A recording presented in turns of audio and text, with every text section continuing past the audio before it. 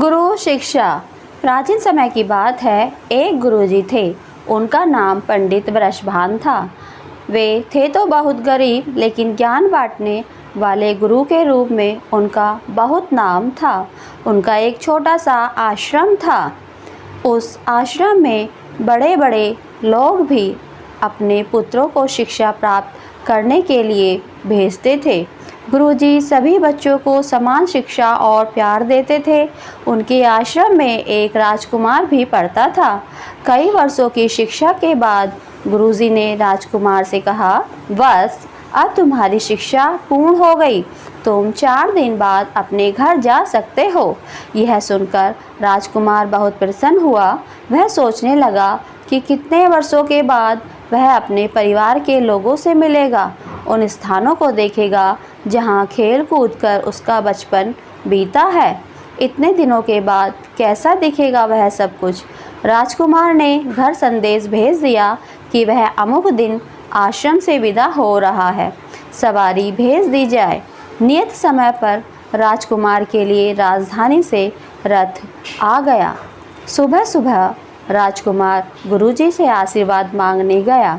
तब गुरुजी ने कहा, बस खूब फलो फूलो, सुखी रहो और दूसरों को सुखी रखो। गुरुजी क्षण भर को रुके, फिर कटु शब्द बोलकर राजकुमार को अपमानित किया।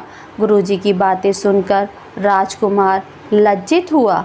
उसकी समझ में नहीं आया कि यह क्या हो रहा है। उसने गुरुजी के चेहरे को देखा, वहाँ क्रोध का नामो निशान नहीं था, चेहरा शांत था। राजकुमार की रोती आँखों में सवाल, मुझे क्यों अपमानित किया गुरुजी ने, मैंने क्या अपराध किया था। राजकुमार की आँखों के सवाल समझकर गुरुजी बोले, बस इतनी शिक्षा बाकी रह गई थी।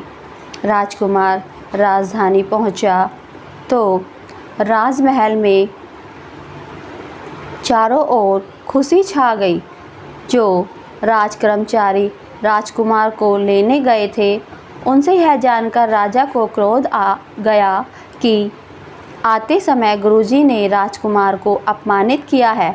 राजा बोला, उस दरिद्र पंडित की यह मजाल कि राजकुमार को बेवजह अपमानित किया। जाओ पकड़ लाओ उस पंडित को, मैं उसे इस गुस्ताखी का मज़ा चखाऊंगा। फिर क्या था, सिपाही पंडित वृषभान के आश्रम की ओर दौड़े, लेकिन पंडित जी आश्रम में होते तो मिलते।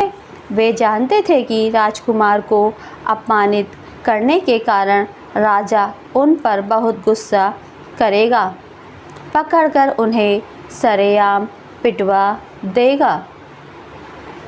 इसलिए वे लापता हो गए। जब उन्हें लगा कि अब राजा की उत्तेजना ठंडी पड़ गई होगी, तब वे वेश बदलकर राज दरबार में पहुंच गए।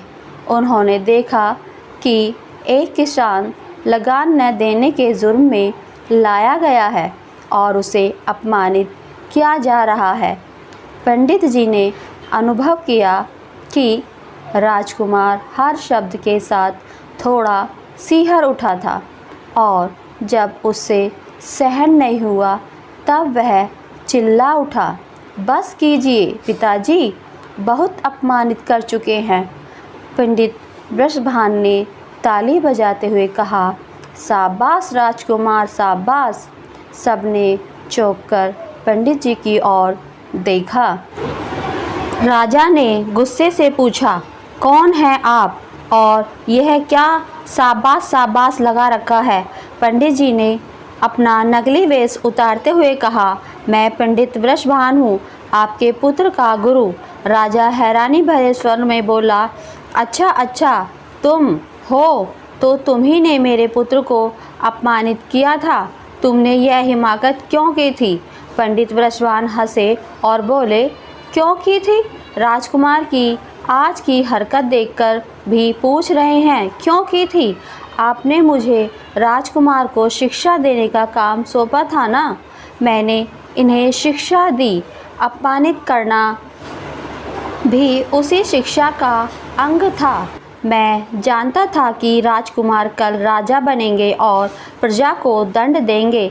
दंड देते समय उन्हें याद रहे कि अपमान भरे शब्द कितनी तकलीफ़ देते हैं, इसलिए मैंने उन्हें इस तकलीफ़ का अनुभव कराया था।